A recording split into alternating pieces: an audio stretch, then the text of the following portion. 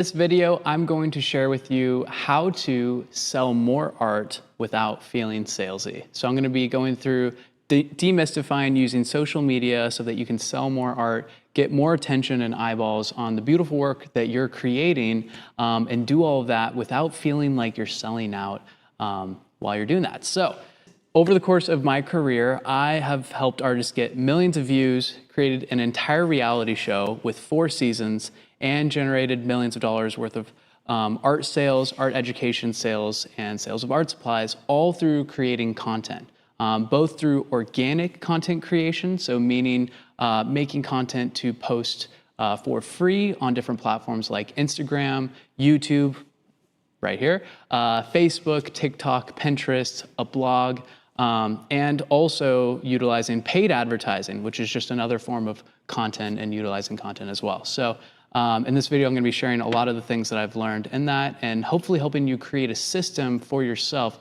so that you can create content, I wouldn't say effortlessly, but without the ambiguity and anxiety that comes along with not knowing what you're doing. So today's promise, I'm just going to share with you what I've found that works in making content that generates sales, not just likes.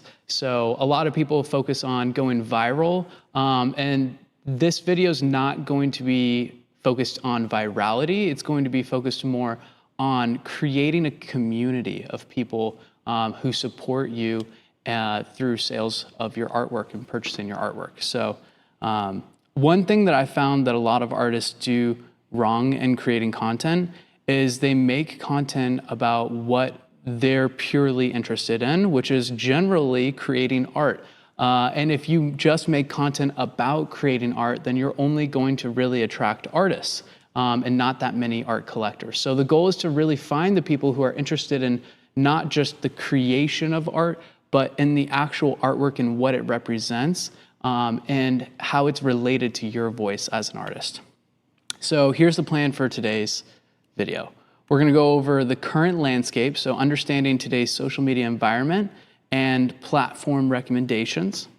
We're going to talk about content strategy, so what content is, how to generate ideas quickly, and finding your voice, not just as an artist, but as a content creator. Then we're going to talk about the conversion system, so converting views into leads and leads into customers so that you're actually making money with your art. So who is this video for? This is for you if you want to sell more art, you want more people to see your work, or you're just curious how professional artists use social media to make money. So you're probably here right now watching this if you really love making art and you want to make more money with your art. So the challenge is creating beautiful art deserves to be seen. Many artists feel that it's really salesy when their work is for sale and they're just pushing their work and saying, you know, buy this art, DM me if you're interested, etc. And it can feel gross or like a sellout when you're selling too hard. And so I'm going to address that here too. So, by the way, this is live right now. This is not pre-recorded. So if I stumble, make mistakes, as I did earlier, welcome. This is, that's how it goes when it's live sometimes. So let us know in the chat too, why you're wanting to create content, why you're wanting to, you know, make videos and make posts about your art. What's your goal with that? And I will look forward to reading that after this. And if you're watching this after it's live too, then you can just leave a comment below. So I wanted to start with some guiding principles about business and creating content in general too, because a lot of artists that I've talked to are worried about turning their hobby into something that's more of a profession because they feel like it takes the soul out of it. And in my opinion, that can totally be true. Like it absolutely can take the soul out of it if you don't build a business with intention. And I've experienced both sides of this too. I've experienced like the burnout of just chasing money, and I've experienced the extreme fulfillment and joy of truly serving people and building a business that goes so much deeper than just a transaction. It turns into a community, right? And so I just wanted to encourage you that if you do want to turn your hobby or your passion into a profession, It's actually a deeply empathetic act if you choose to serve a group of people and you seek to understand them deeply. So as a guiding principle, like if you took nothing else away from this video other than building a successful business comes down to deeply empathizing with the person that you're choosing to serve, then I think you will walk away with a very good guiding principle. So we want to choose empathy over narcissism. If you simply list your stuff for sale without providing value to the other person, without helping the people that you're serving understand how the thing that you're providing, the content that you're creating, the artwork that you're trying to sell brings value into their life, then it feels like, hey, look at me and how cool I am, buy my stuff. And that doesn't feel really good. But if you instead approach the sales process, approach creating content from a place of empathy, from a place of seeking to understand the person that you're serving, and serving them consistently in as many areas of their lives that you possibly can, then it's an incredibly soul-enriching experience. So we do that through value first. Social media and business are both effective. I would say really, as humans, we're more effective when we seek to provide value to other people. At the end of the day, the thing that brings most purpose for me, at least, is seeing what I put out there into the world help other people. And that's why, we put so much effort into creating this YouTube channel, into creating the Outstanding Artists, into the Mastery Program, into helping my wife Dimitra build her print club subscription so that people are getting beautiful art and inspirational messages in their home every single month, right? And when you just post about your life, nobody really cares, especially in the beginning. Once you've built a following and you've built a community, then you definitely want to share certain components of your life. And, there's a whole separate video related to that and what to share. But that's something more to worry about once you have a larger following. In order to get started, in order to kind of break through the noise, because that's what we are really trying to get after, especially in the beginning when you're going from 0 to 10,000 followers or even 0 to 1,000 followers. You're trying to break through the noise. And in order to get the platforms to recommend you, you have to be providing value to the person who's watching or consuming the content that you're creating. Okay, so I wanted to talk a little bit about the state of social media and where it's at currently, because in the beginning, it was really more social. It was about creating this network, about connecting with people that you know and posting about your life and staying in touch with them so that, it's easier to reach people and build a community than it is, to do that with email or just in person, right? But the platforms have evolved from being about, being social to being more just media platforms. They're more just content platforms. Now, they definitely can be social, and Facebook has kind of gone back, at this current time, at the end of 2025, has sort of been trying to repivot back to, Facebook groups and building community and focusing on local stuff. But in terms of the biggest distribution, because that's what we're really after here with utilizing these social media platforms for building a business, is distribution. You want to treat it as a media platform. So we're no longer just, people posting, about our random events in our lives. We are a personal media company, whether you realize it or not. And so the reality of the algorithm is that it rewards attention, not authenticity, right?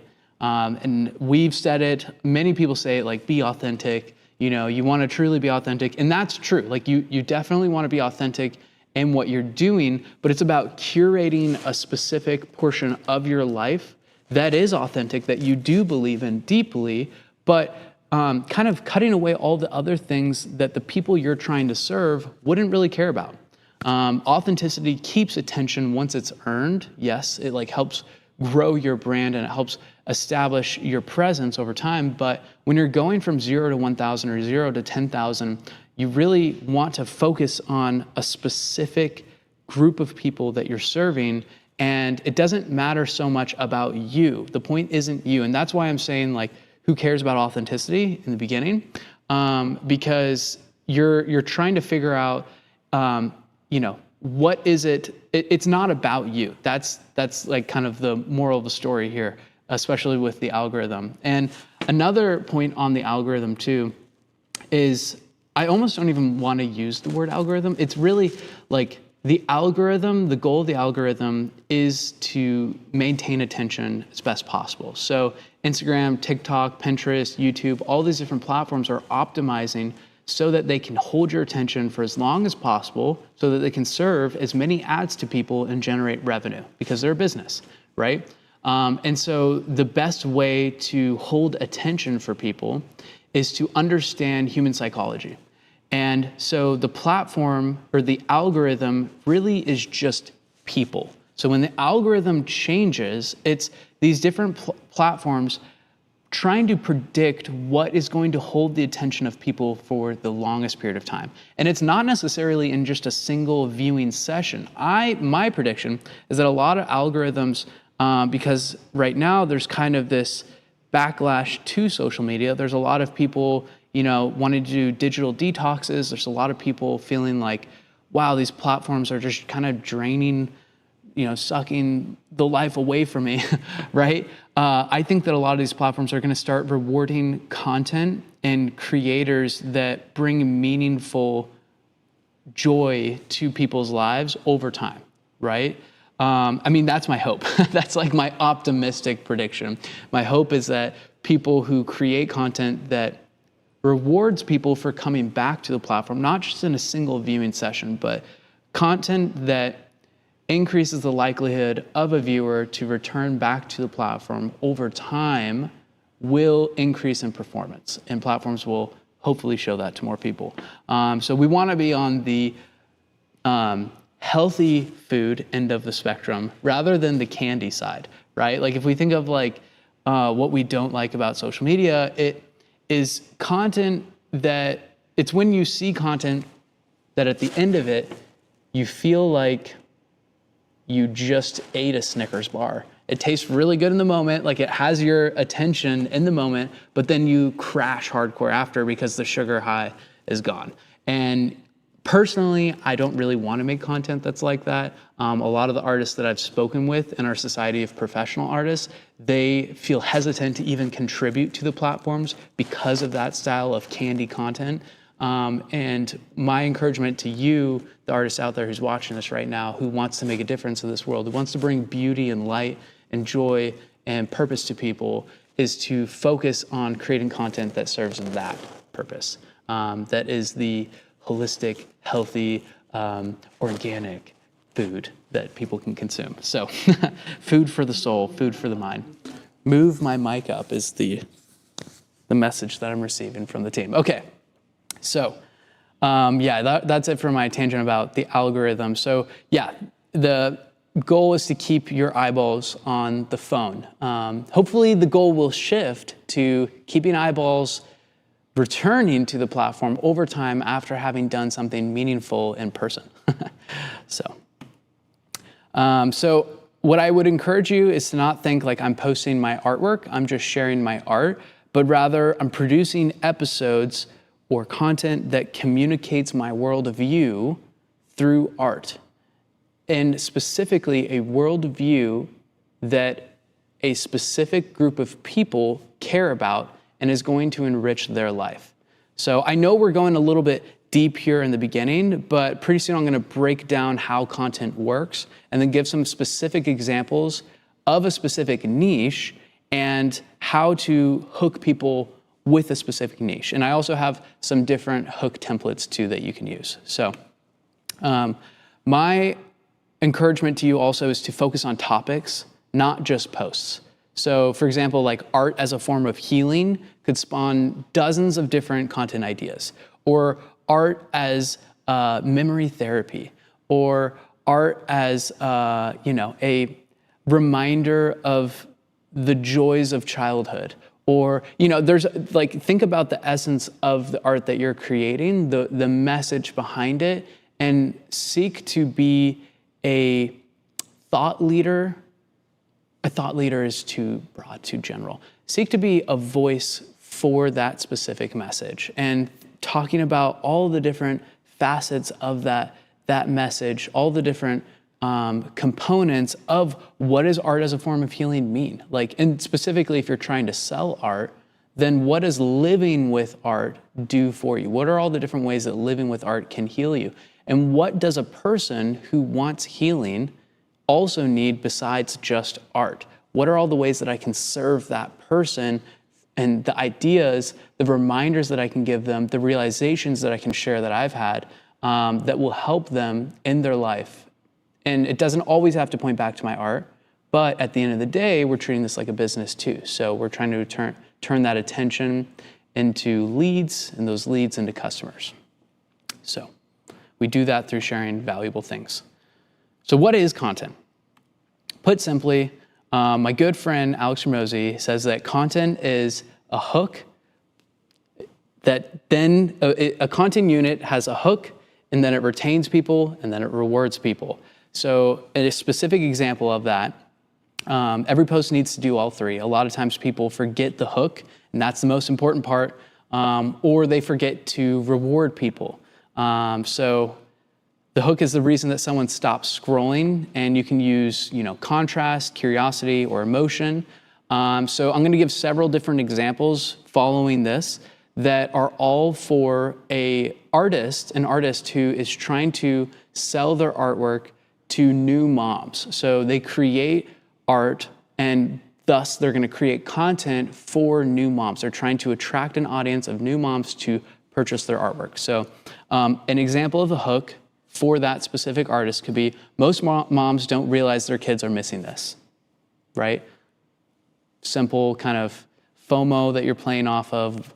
What are their kids missing? Like, it's just a reason to stop scrolling. And then retaining someone is the act of telling a story or thought that keeps a person engaged with the content over time. So you can think of it like micro storytelling, just a conflict transformation insight is a simple, sort of paradigm or a simple structure that you could use in the content that you're creating.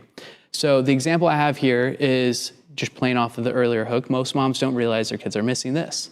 Real color. Not the kind that glows from a screen, but the kind that glows back at you when sunlight hits a painting. Our homes have become filled with pixels, not pigment. When I hung my first painting in my son's room, I watched his eyes track the brushstrokes. He'd reach towards the texture like he could feel the story in it. Then I realized children crave wonder, not pixels, right? So you're kind of telling the story, you're relating it to yourself, but in a way where you're trying to imagine, what does the person on the other end of the screen, ironically, I know, with the message in here, but what is the person on the other end, what do they need to hear? Or what do they want to hear? What is something that they might not be expecting that brings some sort of fulfillment to them, or some sort of realization to them, right? And the realization really is the reward. So it's what they walk away with, and it's the feeling. It doesn't have to be like necessarily a realization. It can be a realization, it can be a reminder, or it can even be just a feeling that they take with them, like a sense of being seen. All of us want to feel seen, right? So it could be beauty, inspiration, identity, truth, etc. That's me, is the feeling that you want to get from people. So the reward at the end of this could be, screens move fast, but art lingers. It gives kids something to marvel at, a stillness that grows their imagination. Every home needs color that doesn't scroll, right? And so that would be like the perfect lead in, or the perfect reward at the end of it. Every home needs color that doesn't scroll, that kind of transitions into a call to action. We use this platform called ManyChat, that when someone comments a specific phrase, it sends them a link to learn more or purchase something. So, that would be the perfect kind of lead in there to, collect my series that's designed to help kids, break free from the screen and engage in delightful color. So that's just one example of a piece of content that is designed to speak to a specific person, right? We're an artist who is trying to sell artwork to, moms, new moms. And so we're trying to empathize with that new mom and think, what does she want or need to hear in her life right now? So now I have a few different hook templates that you can steal and use. And I'm gonna go through and share like a little bit about the hook template, show you the hook in action with this specific niche that we're talking about here, which is, the moms.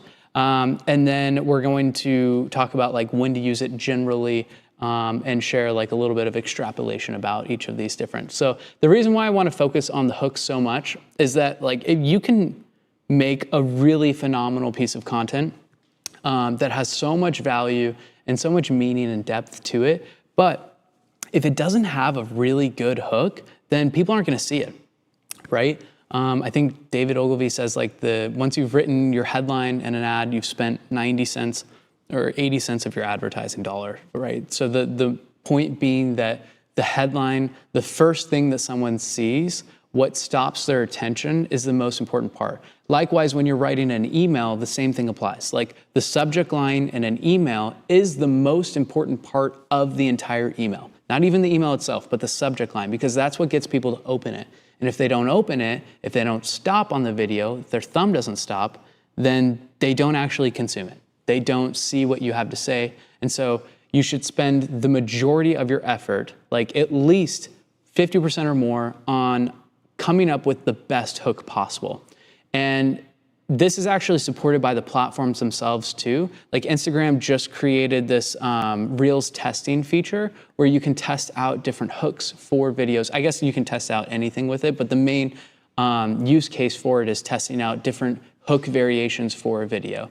And now YouTube actually just released A/B testing for titles and thumbnails. So you can test out different titles and thumbnails on YouTube. And the title and thumbnail is the most important, or one of the most important parts of the YouTube video, right? Some people say title, thumbnail, hook, TTH. So the hook being the first 30 seconds of a YouTube video, the hook of an Instagram video being the first 3 seconds, and the hook of an email being the subject line. So back to hook templates. This is the paradigm flip hook. So this powerful hook challenges common assumptions, and it reframes your audience's perception of art, positioning it as a transformative experience rather than just decoration. So this is an example of the hook in action. You've been told photos are the best way to remember your baby's first year. It's like, well, what else is there? It's like an immediate like, yes, I have been told that, and what could possibly be better than a picture? But paintings capture the feeling that cameras can't. It's like, oh, okay, tell me more. I feel intrigued because I have this paradigm, this worldview that is based off of assumptions or based off of experiences that I've had in my life. And you're trying to put that assumption, that paradigm on its head. You're trying to flip it and communicate in a specific contradictory, that's maybe a better way of putting it, a contradiction to something that they already believe. So yeah, it's great for challenging shallow assumptions and reframing art as a profound emotional experience and experiential transformation, not just aesthetic addition. So basically art that hits you in the feels and isn't just something pretty to put on the wall. So there's a ton of other different ways to do it too, like using just contradicting commonly held beliefs that people have. So if you can, an example or a way that you could utilize this is just write out a list of commonly held beliefs that you think your specific avatar, your specific target customer believes, and different ways that you might be able to contradict that, not in just like a sensational way, meaning just for the heck of it, like just to contradict them, just to get attention, but it should have meaningful transformation as a part of it. It should have some sort of logic or intuitive response that it elicits from the other person who's viewing it. You want them to agree with you at the end of the day. And if not, then at least get riled up enough to leave a comment on why you're wrong. That can also be very effective too, but we're not rage baiting. Okay, so the next hook here is the emotional mirror hook. So this hook taps directly into your audience's deepest emotions and presents your art not just as an object, but as a vessel for cherished feelings and memories. So this is something that you can use time and again, and the goal here is just to be able to specifically call out those feelings and memories that you and your target audience shares collectively, right? You want them to feel seen with this and like you understand a deep part of them so that you can create that trust and that relationship with them and ultimately get them to stop, right? So an example of this in action. If you've ever looked at your child and wish you could freeze that moment forever, that's exactly what this painting does. Right? So you could use this as a hook for showcasing a painting, an entire series, communicating a very specific emotion or point in time that is that shared experience. So yeah, you start by identifying universal, or I would say even better, specific too, universal or specific emotion that your audience feels, and then you connect your art with it as the perfect solution or embodiment of that feeling. And you can also, Matthew Dix calls this the hourglass effect, where you kind of like let the grains of sand fall through. It's used in a different context, but the idea is like you basically can create a cliffhanger. So you don't have to say exactly what the solution is. You can draw that out by adding different like panes or different different steps or a list or something in between what the first part of the hook is and the reward in order to draw out the attention and basically increase the performance of the content. So.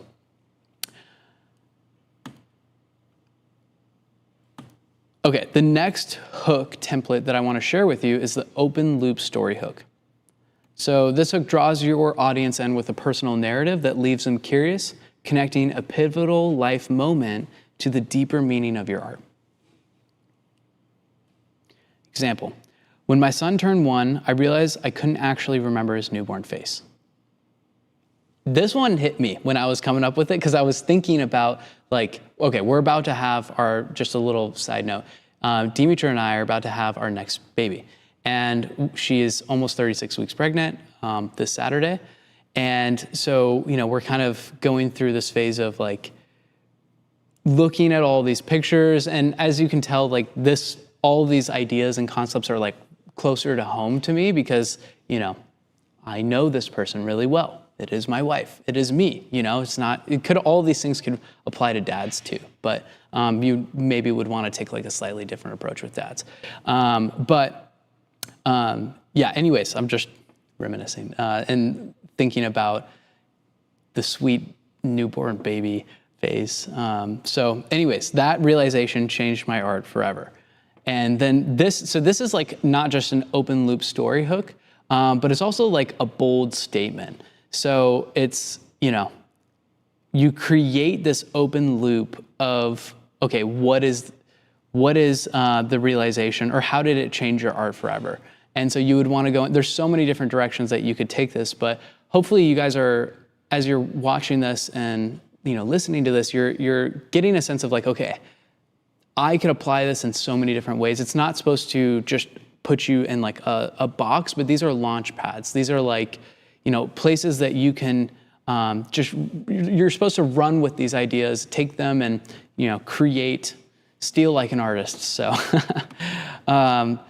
stories are irresistible when they open with mystery or emotional tension. Like we're all drawn to mystery stories and, drama basically at the end of the day.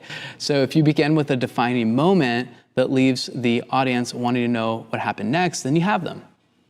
You have their attention. So you can use, a mistake, a revelation, a significant conversation from your life to create this open loop story hook, and use this to reveal some sort of profound meaning.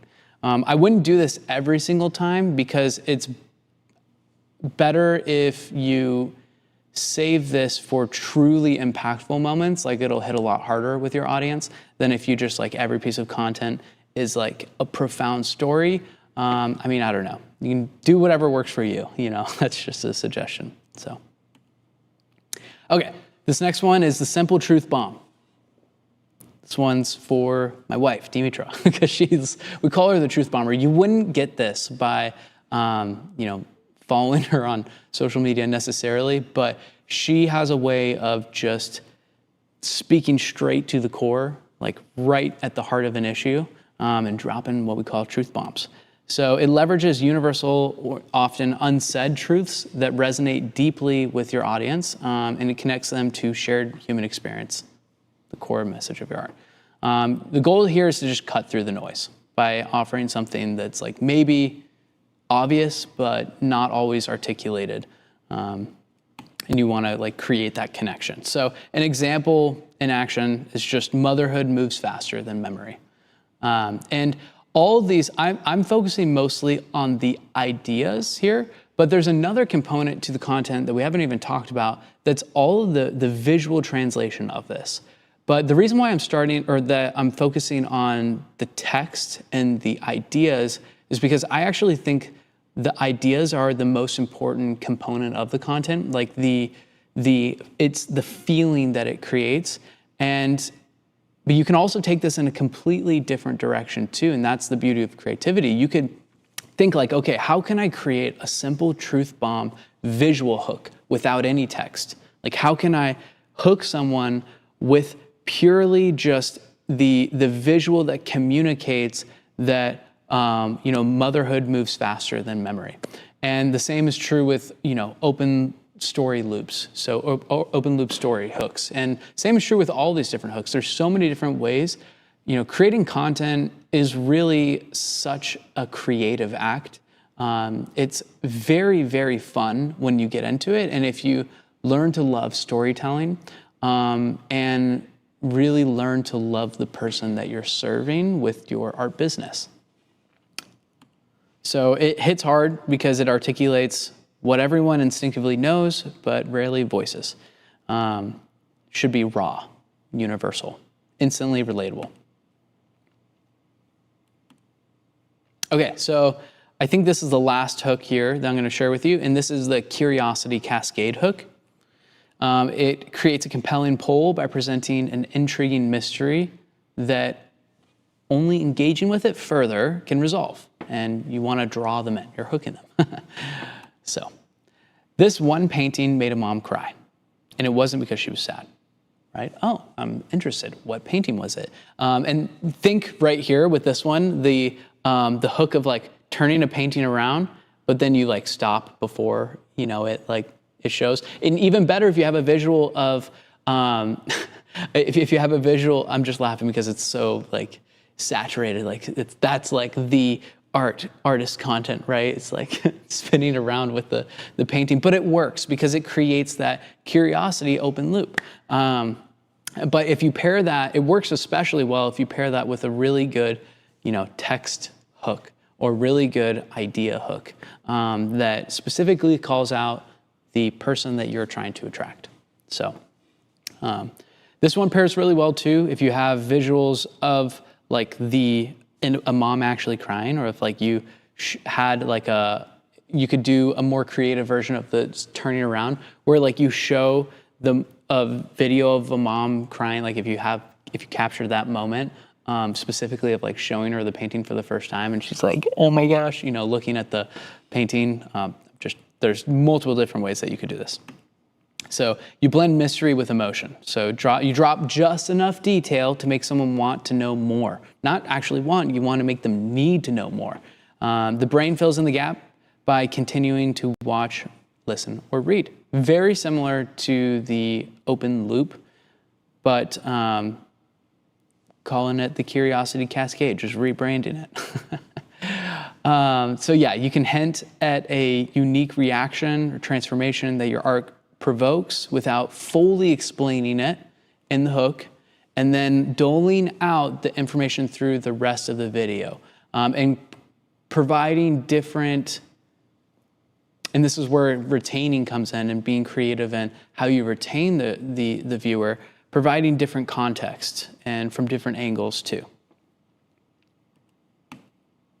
Okay, so we kind of like started zoomed out talking about creating in general, talked about, what a piece of content is, how the algorithm works, etc. Now I want to talk a little bit about like finding your voice as a creator and help you realize, hopefully, that it's not that different from finding your voice as an artist. And if you've gone through the mastery program, then you'll know that there's like a sequence that you can go through that really helps you find your voice and dives into who you are, and with the goal of finding a person that you want to serve. So the first point here is to steal like an artist, right? So the reason why I say this is because there's a lot of copycats on the internet, and that's okay, right? It's okay to copy a Rembrandt or to copy the Mona Lisa or to copy a Dimitri Milan painting, right? To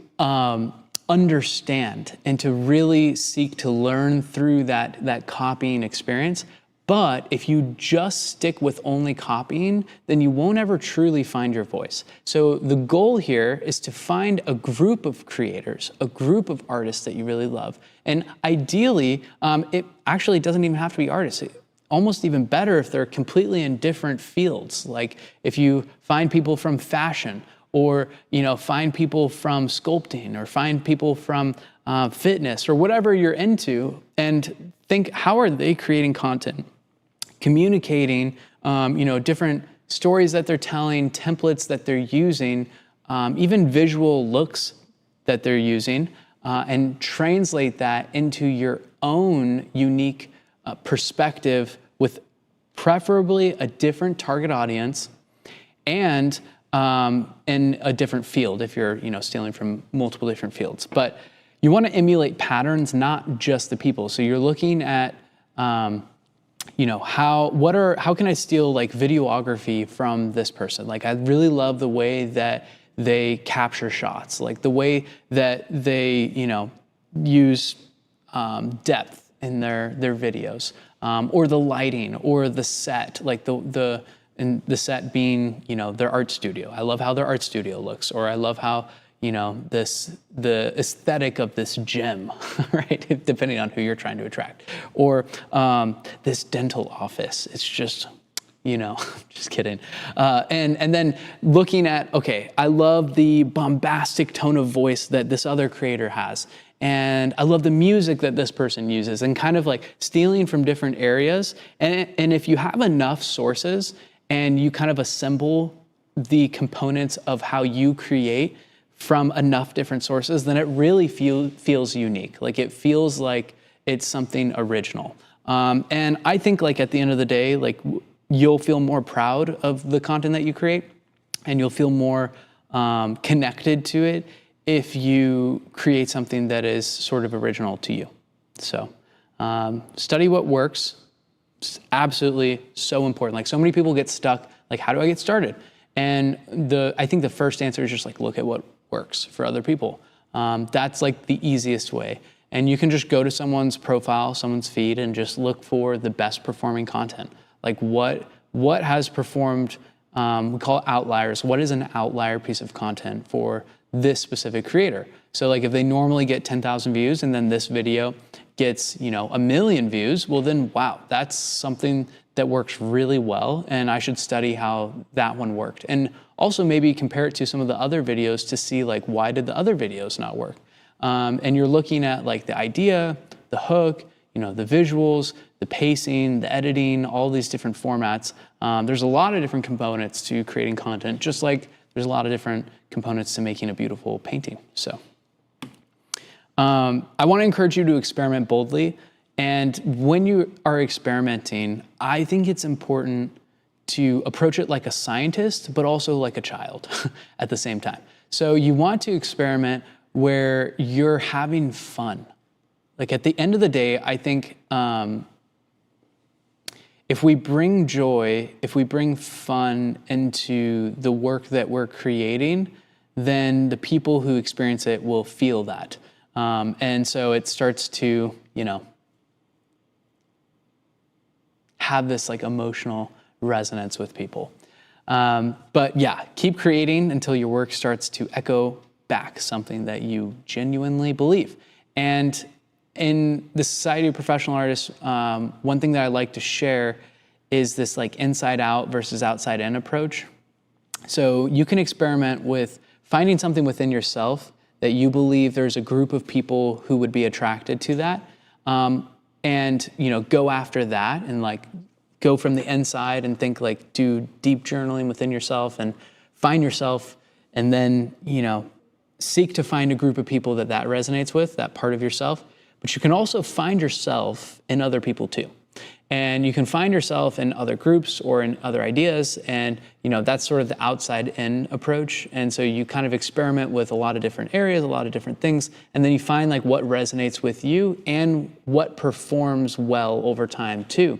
And you kind of like let the market help you determine like what you feel passionate about or what you feel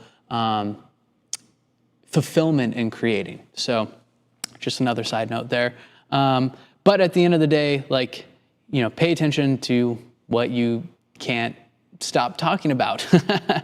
Follow your passion. I think there's always a way to make something successful. It's just a matter of like gaining skills and putting in enough repetitions. So, using making lots of different videos and just gaining experience through the act of creation. And that is ultimately the best judge of what succeeds. So, and actually it's the best way to get good at something. Okay, so we've talked about what is content. We've talked about the algorithm, AKA people. And now I want to talk about from content to leads. How to actually turn content and attention into someone raising their hand and saying, hey, I'm interested in what you have to offer. So this is literally an entire book. This is like an entire course right here. So we're not going to be able to go over each individual thing in excruciating detail, but I think with clarity comes confidence. So hopefully this section here will help create some clarity on like turning engagement into conversions. So yeah, the purpose of good content isn't just to sell, it's to build trust and curiosity until buying becomes the natural next step, right? So yes, I got you into this with, how to create content that sells your art without feeling salesy.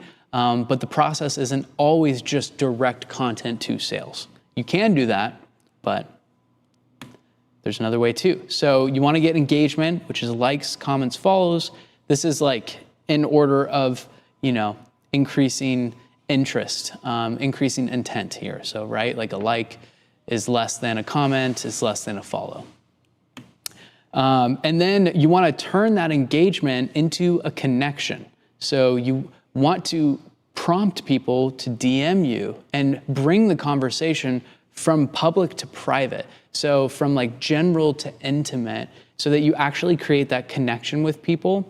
And you can do this through the DMs, getting people to reply to your stories, or building an email list and creating a deeper relationship through all these different middle of funnel type activities. So obviously the goal, if you're turning this into a business, which if you've made it this far, you're on the right track to doing that, is to get them to convert, to purchase, or do a commission, or visit your studio, go to your gallery exhibition, go to whatever event meet me at Red Dot Miami, whatever. That's the natural next step that you're trying to get them to take through the process of building trust and curiosity with your content. So you do this with call to actions. So at each stage, you want to let people know what to do, right? Like if you don't ever have a call to action, then you're going to miss out on so many conversions that you would have got otherwise without that call to action. So just an example of a call to action is if this piece speaks to you, then shoot me a message. I love talking about the stories behind my paintings. Or I have a really special story that I don't feel like sharing publicly, but if you DM me, I'll let you know what that story is. That would actually probably be an even better call to action because it creates that curiosity, right? You're creating that open loop. There's a secret component of the story that is so much deeper, and you got to find out in the DMs. So in the DMs, once you have someone in your DMs, the strategy isn't just to immediately pitch people, but to continue to foster that connection over time. So by the way, once someone's DM'd you, that is officially a lead. If they followed you, that's also a lead. If you have their email, you have a way of communicating with them, then they are considered a lead, right? So this works not just with DM, but also, with any sort of direct communication, whether you're emailing them one-on-one or, talking with them in person, actually having like a conversation with someone, or DMing, right? So ask questions, don't just pitch people. And sales is like an entire process too. But the goal of sales is really to help a person solve a problem, right? So you want to figure out what is the problem that they're experiencing and how does your product or service, let's say, solve that specific problem for that person. So you do this, you figure out, what they're struggling with by asking questions. Like you just want to maintain childlike curiosity while you're DMing people or you're communicating with people and trying to get to that sale. So you definitely want to follow up through email marketing because I think that is email marketing is basically like a baseline asset that you want to create for your business. Having an email list, a list of people that you can broadcast messages to, and you own that list. You do not have to rely on another platform for distribution, although email is sort of increasingly becoming more gated because of just the rise in the amount of emails. And what I mean by that specifically is nowadays you have to be a little bit more careful about the messaging that you use within your emails and maintaining email engagement.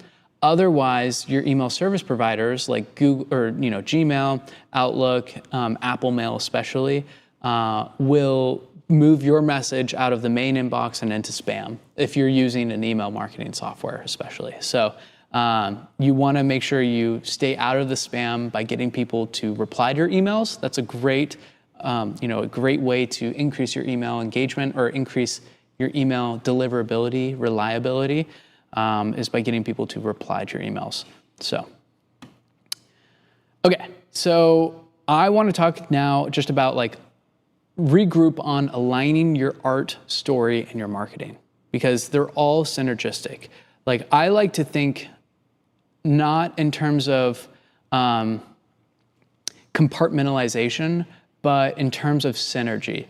And if you can think of like your art, your personal story, your marketing as all synergistic and not these separate compartments that you treat separately, then you're gonna have a lot more success in the content that you create and the way that you capture attention and convert that attention into leads and convert those leads into customers over time.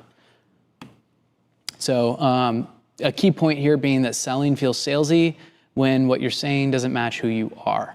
So that's where that synergy comes into play and being like a holistic person.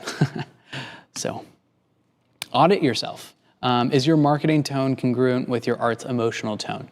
So like if you're, making imagery like this painting, for example, but your tone is really bold and direct and almost confrontational, it wouldn't really make sense, right? Like, you wouldn't want to tell people you're a bad mom if you don't do this, but like with this, specific image, because that might put people off, and it really doesn't match the tone of the painting too. It doesn't match the essence of it. The essence of this is like nurturing. It's soulful. It's like really delicate and intimate. And so, you'd want to use a hook that really, or create content and marketing messaging that really feels in alignment with the art itself and with, you as a person just creating that painting. So bridge your story. So you want to connect your personal story to your collector's identity. Again, we're not narcissists. We are not making content just to show how cool we are. We're making content to serve another person. And so you want to be able to bridge your own personal story to your collector's identity consistently over time, and really seek to understand each individual facet, or all the different contexts and lenses, perspectives of the person that you're trying to serve.